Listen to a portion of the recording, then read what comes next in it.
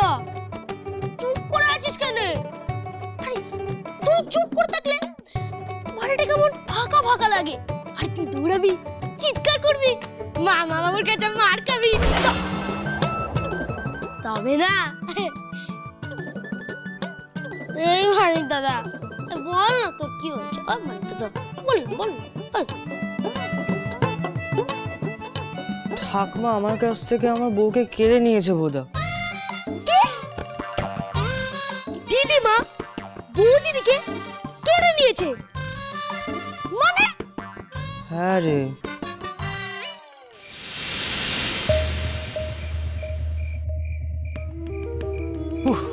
সুনীলদা, আপনি ঠিক সময় আমাকে না ছাড়ালে আজকে আমার কপালে টিকটিকি নাচতো।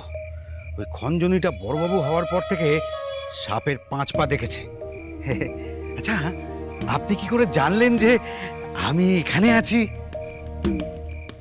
খদ্দেরদের খবর যদি ব্যবসায়ী না রাখে ব্যবসা চলবে কি করে?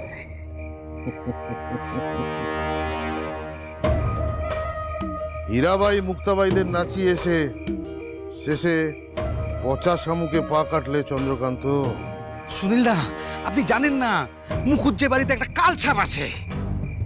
মুখুজ্জে বাড়ির খবর আমি জানি না, তোমার এই ধারণাটা ভুল।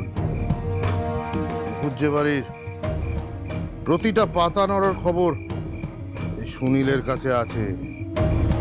প্রত্যেকটা মানুষের প্রত্যেকটা পদক্ষেপ আমার হাতের মুঠোয়। যাকে চন্দ্রকান্ত, আমি কিন্তু তোমাকে এমনি এমনি ফাটক থেকে বের করিনি, তার যথেষ্ট কারণ আছে। কি কারণ সুনীলদা? আমি হলাম ব্যবসাদার লোক, ওপটে আমি কাউকেই সাহায্য করি না। নিজের বাবা মা বউ বাচ্চা সবার আগে আমার কাছে টাকা। তাই এই যে তোমাকে আমি ফাটক থেকে বের করলাম, তার বদলে আমার হয়ে তোমাকে একটা কাজ করে। কি কাজ দাদা? দেখো, তুমি তো জানো চন্দ্রকান্ত, খদ্দেরদের কষ্ট আমি খুব একটা সহ্য করতে পারি না। বম্বে থেকে কিছু পুরনো অতিথি আসছে বিক্রমপুরের কোঠা বাড়িতে। তুমি তো জানো অতিথি হলো ভগবানের সমান, তাই তাদের আদর আপ্যায়নটা তো ঠিক মতো করতে হবে। ওদের চাই কম বয়সী সুন্দরী নতুন কোনো মুখ, আর এই ব্যবস্থাটা তোমাকেই করতে হবে চন্দ্রকান্ত।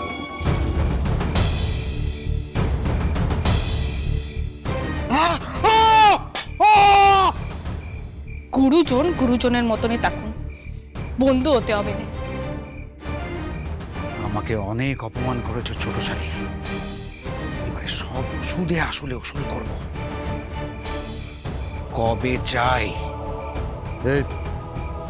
এই তো লক্ষ্মী ছেলের মতন কথা, আজ রাতের মধ্যেই।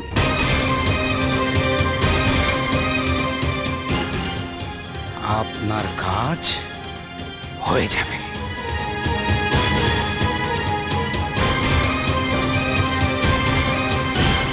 এই তুই ঝেড়ে গাছ তো। বলিস না, সকালবেলা ঠাকুমা আমাকে আর আমার বউকে ঘরে ডেকেছিল, তারপর গিয়ে বলল আজ থেকে আমি আর বউয়ের সাথে শুতে পারবো না। তারপর থেকেই না আমার বুকের ওপরটা কেমন কেউ পাথর চেপে দিয়েছে মনে হচ্ছে। কই দেখি। বুকের ভেতরটা রে, সাদা চোখে কি আর দেখতে পাবি? তাও ঠিক।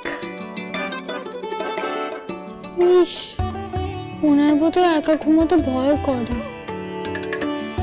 ধীরাজেরও যে ভয় করে এ তো প্রথম জানলেন। তা মানিক দাদা, তোদেরকে দিদিমা আলাদা শুতে বলেছে বলে তোর খুব কষ্ট হচ্ছে, তাই না? হ্যাঁ। কিন্তু মানিক দাদা, বিয়ে তো আমারও হয়েছে। হ্যাঁ তো, হ্যাঁ তো, আমি তো কোনোদিনই আমার বউয়ের সাথে শুই নে, বরং আলাদা শুতে আমার তো ভালোই লাগে। বেশ ছড়িয়ে ছিটিয়ে শুতে পারি। হ্যাঁ, রাত্রিবেলা ক্যাথা বেজিয়ে দিলে তো বউ জানতে পারে না। চুপ চুপ, আস্তে আস্তে। আরে আমি যত চেষ্টা করছি তোর এই দুঃখের ঢুকে আছিস। আচ্ছা বাদ দে, আমার এই ধুতি কেটার কথা বাদ দে। তার আগে বলতো, এই তোদের এই আলাদা ঘুমনো নিয়ে তোর বুকে কেন পাথরটা থাকলো বল দেখি। সেটা জানলে কি আর এখানে চুপ করে বসে থাকতাম রে ভোদা? তাও ঠিক, তবে আমি এটা কারণ পেয়েছি। কি কারণ?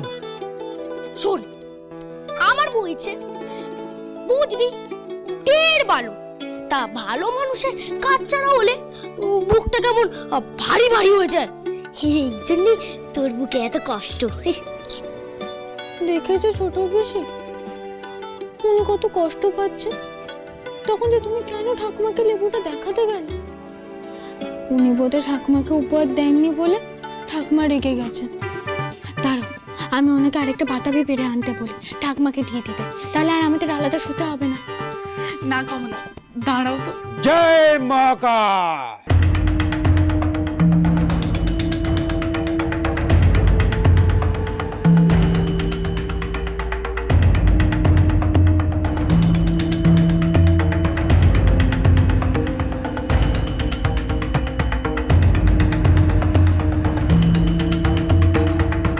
এই দেখ মানিক দাদা, তোর এই দুঃখের শুরু করতে সাধু বাবা চলে এসছেন। চল জিজ্ঞাসা করি কি করা যায়, চো চো চো। ভগবতী ভিক্ষাং দেহি মাতে।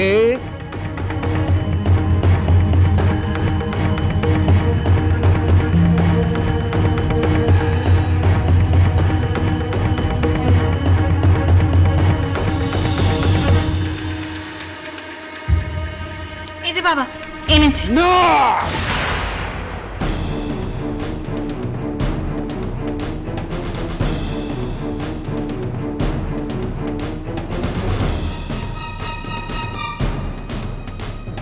কি হলো বাবা? ওই পাপিষ্টা মেয়ের হাত থেকে আমি ভিক্ষা নেব না। আপনি ছোট পিসিকে পাপিষ্টা বলছেন কেন? এই মেয়ের কারণে এই বাড়িতে সাংঘাতিক অঘটন ঘটতে চলেছে। বাবা কি অঘটন? কাল তোর মেয়ের আশীর্বাদ, তাই না রে? হ্যাঁ বাবা, আপনি কি করে জানলেন?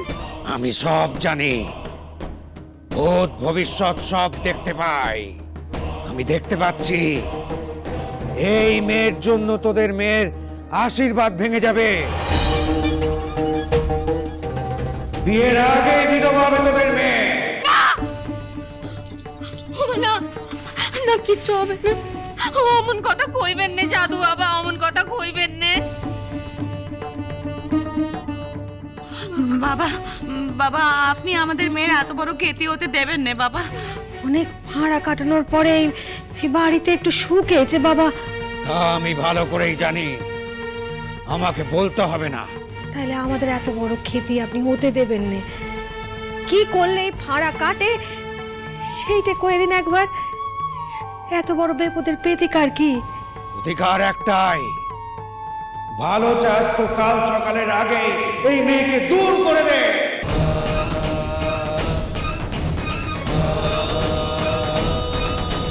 কখনো না, ছোট পিসি বাড়ি ছেড়ে কোথাও যাবে না। কোথাও যাবে না? দেখছো তো বৌদি, তোমরা দেখো এই মেয়ের কথা শোনো। যেখানে সাধু বাবা কিনা বলছে যে সাবুর বড় বিপদ, আর সেখানে কিনা এই মেয়ে বলছে জাদু বাড়ি থেকে বেরোবে না। যা বলছি ঠিক বলছি ফুল পিসি। ছোট পিসি একা বিধবা মেয়ে মানুষ, বাইরে থেকে হঠাৎ করে একজন এসে তাকে বাড়ি থেকে বের করে দিতে বললেই তো আমরা আর বের করে দেব না। কিও নে, তাহলে হো কোন তো হো। বাবা বাবা, আপনি রাগ করবেন না। বৌমা আমাকে ভালোবাসে বলে অত কথা কয়েছে। আমি কাল ভোরবেলার আগে এই বাড়ি ছেড়ে চলে যাব।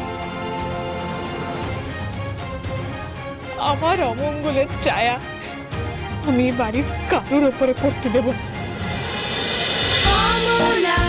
শ্রীমান পৃথ্বীরাজ।